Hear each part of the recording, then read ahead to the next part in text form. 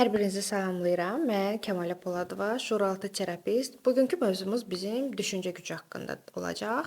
Ümumiyyətlə bizim düşüncələrimiz bizim həyatımıza necə təsir eləyir və biz düşüncələrimizi dəyişməklə nələrə sahib ola bilərik, nələri əldə eləyə bilərik. Hər şey ümumiyyətlə 2018-ci ilin sirr kitabından sonra başladı ki, insanlar başladı ayılmağa, insanlar başladı düşüncələri üzərində dəyişiklik eləməyə və fokuslarını daha çox özlərinə yönəltməyə başladı. Daha sonra karantin də buna səbəb oldu. Çünki karantində insanlar evə bağlandı və daha çox özləri ilə məşğul olmağa başladılar. Kimlərsə qabağa gedə bildi, kimlərsə gedə bilmədi. Çünki yeni bir era başlayırdı, yeni bir titreşim başlayırdı və bu da insanların psixologiyasına çox ciddi bir təsir eləyirdi əlbəttə ki. Və insanlar artıq özlərinə sual verməyə başladılar ki, mən kiməm? Mənim bu dünyadakı missiyam nədir? Və mən həyata niyə gəlmişəm? Yəni hər birimizi də bu peşəyə, bu işə gətirən də suallardan biri də məhz bu idi ki, mən ümumiyyətlə bu dünyaya niyə gəlmişəm? Yəni mənim işim nədir? Kimsə xoşbəxtliyi analıqda görə bilər, kimsə xoşbəxtliyi hər hansı bir işdə görə bilər, kimsə xoşbəxtliyi sadəcə ailə qurub 2 nəfər yaşamaqda görə bilər. Yəni övlad istəməyə bilər, bu da normaldır. Kimsə dünyanı səyahət etməkdə görə bilər. İnsanların düşüncələri və insanların zövq aldığı vəziyyətlər tamamilə fərqlidir və heç kəs də heç kəsi buna görə nə qınaya bilər, nə də günahlandıra bilər. Çünki bu düzgün bir şey də deyil. Gələk düşüncəyə. Ümumiyyətlə düşüncə nədir və düşüncə bizim həyatımıza necə təsir eləyir? Bizim beynimizdə 4000 kilometr uzunluğu olan neyron birləşmələri var ki, onlar kainata, sistemə, yəni müəyyən bir siqnallar göndərir. Mən əgər hal-hazırda gülümsəyirəmsə, özümü rahat hiss eləyirəmsə, daxili vəziyyətim rahatdırsa, xoşbəxtəmsə, mənim bədənim də stress vəziyyətinə girmədən, müəyyən bir kimyəvi maddələr ifraz etmədən özünü rahat hiss eləyir, belə deyim. Yəni relaks bir vəziyyət alır. Amma əgər mən hal-hazırda burada oturaraq nə vaxtsa mənim yaxınım və yaxud da nə vaxtsa hər hansı bir insanın mənim xətrimə dəydiyi bir vəziyyəti, mənim haqqıma girdiyi bir vəziyyəti xatırlayıramsa, xatırlamağa başlayıramsa, artıq mənim beynimdə olan o neyron birləşmələri mənim mədalaltı vəzimə müəyyən bir siqnallar göndərməyə başlayır. Müəyyən bir siqnalları göndərdikdə, mən həmin siqnallara uyğun artıq özümü aparmağa başlayıram. Mən başlayıram əsəbləşməyə, mən başlayıram mədə ağrısı çəkməyə. Birinci də bizim stressə və qorxuya reaksiya verən orqanımızdan biri də mədədir. Əgər sizin mədənizdə problem varsa, ağrılar varsa, qaytarma varsa, ishal varsa, bu artıq sizin həddindən artıq stresli bir ortamda yaşamağınızın bir işarəsidir ki, yalnız o stres aradan qalxdığı zaman sizin mədənizdəki o problem də aradan qalxacaq. Beyindəki neyronlar mədə-altı vəziyə müəyyən bir siqnallar göndərir. Və düşünün ki, elə insanlar var ki, 7/24 stresli bir vəziyyətdə yaşayırlar. Evlərində sevmədiyi bir insanla yaşayırlar və yaxud da onları incidəcək bir neçə insanla bir evdə yaşamağa məcburdurlar və hər gün də onlar tərəfindən müəyyən bir stres vəziyyətləri yaşamaqda davam eləyirlər. Və bu insan psixologiyasında nəyə bərabər olur? Bu insan psixologiyasında nəyə bənzəyir? Qarşınızda sanki bir şir var və sən o şiri görürsən. Şir gördüyün momentdə bədəndə olan qan hamısı sənin əllərə, qollarına və ayaqlarına dövriyə etməyə başlayır. Çünki yerlərə, yəni ayaqlara və qollara güc gəlməlidir ki, sən o heyvandan qaçıb gizlənə biləsən və öz canını qurtara biləsən. Və bu heyvana bənzər insanlarla siz neçə illərdir artıq bir yerdə yaşayırsınız və bədən daima özünü qoru, sənin başına nəsə bir pis hadisə gələ bilər, sən ölə bilərsən düşüncəsi ilə yaşayır. Və 3-4 il, 10 il sonra, 5 il sonra görürsünüz ki, artıq sizin sağlamlığınızda müəyyən bir vəziyyətlər yaranmağa başlayır, problemlər yaranmağa başlayır. Buna psixosomatika deyilir ki, birinci ruhumuz bizim incinir, daha sonra ruhumuzdan sonra isə bizim bu bədənə verməyə başlayır. Bədənimiz başlayır inciməyə. Xəstəlik tapırıq. Ağır xəstəlik tapanlar var. Alzheimer var, yaddaşsızlıq var. Əsasən də yaddaşsızlıq nədən əmələ gəlir? Əgər bir insanın həyatı həddindən artıq ağırdırsa, həddindən artıq çox travma alırsa, ruh bunu bu acıdan qurtulmaq üçün artıq yaddaş silmə proqramını aktiv eləyir. Yaddaş silmə proqramını aktiv etdiyi zaman da onu durdurmaq çox çətindir. Ona görə hər zaman deyirəm ki, xəstəlik tam başlamamış siz artıq öz üzərinizə işləməyə başlayın ki, o xəstəliyi sonra sizdən sağaltmaq çox çətin olacaq. Daha sonra bizdə hər birimizdə, bədənimizdə müəyyən bir xəstəliklərin ocaqları var. Kimdəsə nəsildə, məsəl üçün, xərçəng çoxdur, kimdəsə nəsildə, nə bilim, Alzheimer, Parkinson kimi xəstəliklər çoxdur, kimdəsə yaddaşsızlıq, kimdəsə şizofreniya falan, fərqi yoxdur. Yəni hər kəsin öz nəslinə uyğun proqramları var. Sizin artıq nəsildən gələn o xəstəliklər ki var, o toxumlar sizin bədəninizdə aktivdir. Artıq sizin həyat tərzinizə əsasən həmin o proqramları ya siz aktivləşdirəcəksiniz və o xəstəliyi tam da aktiv eləyib və bu xəstəlikdən əziyyət çəkməyə başlayacaqsınız və yaxud da siz həyat tərzinizi dəyişib və həyat tərzinizi dəyişərək həmin o hüceyrələrə o aktivliyi vermədən də, yəni o xəstəliyi özünüzdə diriltmədən də yaşamağı seçəcəksiniz. Bu insandan insana dəyişir. Bir çox insanlar, yaxşı bir sual yaranır ki, yəni dəyişmək bu qədər rahatdırsa, dəyişmək bu qədər asandırsa, niyə çoxunda bu alınmır? Niyə kimdəsə alınır, kimdəsə alınmır?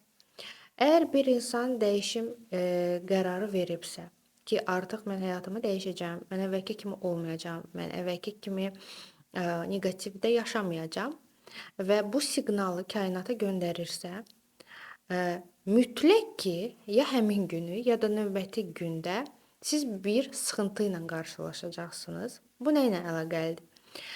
Sən artıq yoxlamaya gedirsən. Görəsən dəyişimə nə qədər hazırsan? Nə dərəcədə hazırsan?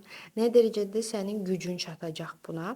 Bir çox insanlar elə ilk cəhddən artıq qabağa getməkdən çəkinirlər. Artıq deyirlər ki, necə oldu ki, mən qərar verdim ki, dəyişim, amma mən qabağa gedə bilmədim. Qarşıma elə bir maneə çıxdı ki, mən onu aşa bilmədim. Burada sizin iradəniz artıq sınanır. Yəni sən bu işi nə dərəcədə çox istəyirsən, nə dərəcədə sən bunu arzulayırsan və nə dərəcədə sənin potensial gücün var ki, sən o işi gedib qazanıb və əldə eləyəsən. Kimlər qazanır? Düşürsən, dərsləri alırsan və başa düşürsən ki, bu sənin qabağa getməyində olan sadəcə kiçik bir maneədir. Çünki qarşında səni çox böyük bir uğurlar gözləyir və sən o çətinliyi qəbul edərək və heç bir üsyan etmədən, heç kimi günahlandırmadan qəbul etdiyin zaman o çətinlik ən qısa zamanda sənin həyatından yox olur, gedir və sənin qarşına çox gözəl bir imkanlar açılmağa başlayır. Bəzən insanlar bunu biz duaya da belə deyim də şamil eləyə bilərik. Deməli, dua da eyni alqoritma ilə işləyir. Bu nə deməkdir? Siz çox böyük bir çətinliyin içindəsiniz və günün birində özünüzə qərar verirsiniz ki, mən dua oxuyacağam və həyatımı dəyişəcəm. Çünki dualar həqiqətən də insanın həyatında çox böyük bir rol oynayır. Və siz gedirsiniz hər hansı bir duanı başlayırsınız oxumağa və yenidən çox böyük bir sıxıntı ilə qarşı-qarşıya qalırsınız. Və deyirsiniz ki, mən axı dua oxudum. Yəni bu olmamalı idi. Axı bu niyə oldu? Axı hər şey daha mükəmməl olmalı idi. İnsan qalxdıqca arınır. Yəni siz əgər ucalmaq istəyirsinizsə, siz əgər uğurlu bir insan olmaq istəyirsinizsə, siz əgər xoşbəxt bir insan olmaq istəyirsinizsə ki, bu böyük, yüksək frekanslı bir vəziyyətdir. Bunun üçün siz indiyə qədər yaşadığınız bu neqativlərdən qurtulmağa başlamalısınız. Yəni yuxarıya siz təmiz və pak olaraq qalxmalısınız. Və bunun üçün də bu arınmalar, neqativlər normaldır. Dua ilə şəfalanmaq olarmı? Olar. Amma sadəcə əlbəttə ki, dua edib möcüzə gözləmək də düzgün bir şey deyil. Mən tövsiyə edərdim ki, məsəl üçün sual verirsiniz ki, öz dilimizlə biz nəsə istəyə bilərikmi Allahdan? Əlbəttə ki, bu mümkündür.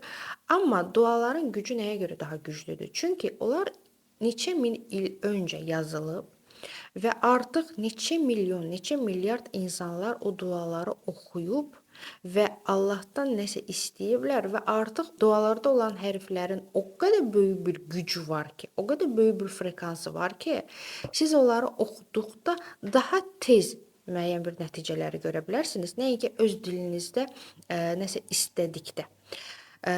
Dediyim kimi, dua eyni alqoritma ilə işləyir. Yəni siz həyatınızı dəyişmək üçün siz gərək uzun müddət dua eləyəsiniz, amma sadəcə dua etmək yetmir, siz hərəkətə də keçməlisiniz. Əgər siz hər gün səhər eyni vaxtda durursunuzsa, eyni sevmədiyiniz işə gedirsinizsə və yaxud da eyni sevmədiyiniz işlərlə məşğulsunuzsa və artıq axşamı gözləyirsiniz ki, nə vaxt ki hava qaralacaq və mən yenidən sosial şəbəkələrdə kimlərinsə həyatına baxacağam və hər hansı bir hisslər keçirəcəm. Nə vaxt ki axşam olar, mənim canım qurtarar bu sevmədiyim işdən, sevmədiyim ev işləri də ola bilər. Siz övladlarınızla dərs oxuyarkən belə yorula bilərsiniz. Bunlar hamısı normal vəziyyətlərdir. Və axşam olur, yenə də sən öz telefonunu götürürsən, kimlərinsə həyatına baxırsan və daha sonra yatırsınız və gözləyirsiniz ki, sabahı siz daha fərqli açacaqsınız və sual yaranır ki, əgər bir insanın rutini, yəni bu vəziyyətdədirsə və hər gün eyni işləri görürsə, hər gün eyni insanlarla görüşürsə, onlarla eyni emosiyaları yaşayırsa, narahatlıq, stress, kin, küdrət, paxıllıq və s. insanın həyatı özü heç nə etmədən nə dərəcədə bir gündə, 2 gündə, 3 gün içində dəyişə bilər? Əlbəttə ki, bu mümkün olan bir şey deyil. Əgər siz öz həyatınızı dəyişmək istəyirsinizsə və nədənsə başlamaq istəyirsinizsə, ən azı gündəlik etdiyiniz rutini başlayıb dəyişməyə başlamalısınız. Yəni ən azı hər gün getdiyiniz yeri dəyişməlisiniz. Ən azı hər gün işdən gəlib sevmədiyiniz iş belə olsa, artıq sosial şəbəkələrdə kimlərinsə uğurlu həyatına baxmaq deyil də, daha çox mən o həyatı yaşamaq üçün, mən o həyata nail olmaq üçün nə edə bilərəm sualını artıq kainata göndərə bilərsiniz. Çünki bu sualı göndərdikdən sonra mütləq ki, sizə ən qısa zamanda bir cavab gələcək.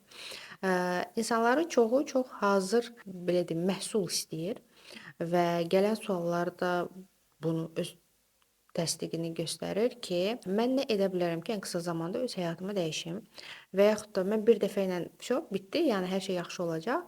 Əlbəttə ki, öz üzərinizdə çalışmaq istəyirsinizsə, öz həyatınızı dəyişmək istəyirsinizsə, siz ən azı bir müddət, həmişə hər zaman deyirəm, məndən konkret vaxt istəyəndə deyirəm 6 ay. 6 ay ərzində sən dayanmadan öz üzərində işləməlisən ki, beynində olan düşüncələr başlasın artıq fərqli dəyişməyə və o dəyişən düşüncələr də sənin həyatına bir təsiri olmağa başlasın. Bunu da insanların çoxu ya hövsələsi çatmır, ya da çox belə hazır bir şey məhsul istəyirlər ki, kimsə onların həyatını dəyişsin. Nə mən, nə bir başqası sizin həyatınızda böyük bir dəyişiklik edə bilmərik. Bu mümkün olan bir şey deyil. Biz nəsə bir göstəriş göstərə bilərik. Biz sizi hər hansı bir sahəyə yönləndirə bilərik. Biz sizdə müəyyən bir açılmalar eləyə bilərik. Amma tam köklü dəyişim istəyirsinizsə, bunu siz yalnız öz üzərində işləyərək eləməlisiniz və eləyə bilərsiniz. Daha sonra bizim ümumiyyətlə bu dünyada müəyyən bir dərslərimiz var, müəyyən bir missiyamız var. Əgər insan kim olduğunun fərqində deyilsin və əgər insan sevmədiyi bir işdə işləyirsə, sevmədiyi bir ailədə yaşayırsa, onun inkişaf etməsi biraz yəni sual altında olacaq. Çünki onun enerjisini alan o qədər vəziyyətlər var ki, o qədər sıxıntılar var ki, insan öz enerjisini, öz fokusunu pozitivə və yaxud da özünü inkişafa yönləndirə bilmir. Yəni ilişir qalır. Çünki həyatı problemləri çoxdur. Siz əgər qalxmaq istəyirsinizsə, birinci ilk olaraq həyatı problemlərinizi, məsələnizi həll etməlisiniz. Əgər sizin maddi vəziyyətiniz çətindirsə, siz birinci düşünməlisiniz ki, mən maddi vəziyyətimi biraz da olsa necə qaldırmalıyam. Daha sonra işimi necə düzəltməliyəm, ailə həyatımı necə düzəltməliyəm ki, mən inkişaf etdikcə bu vəziyyətlər mənim enerjimi almasınlar. Bugünlük bu qədər. Növbəti videoda görüşərik.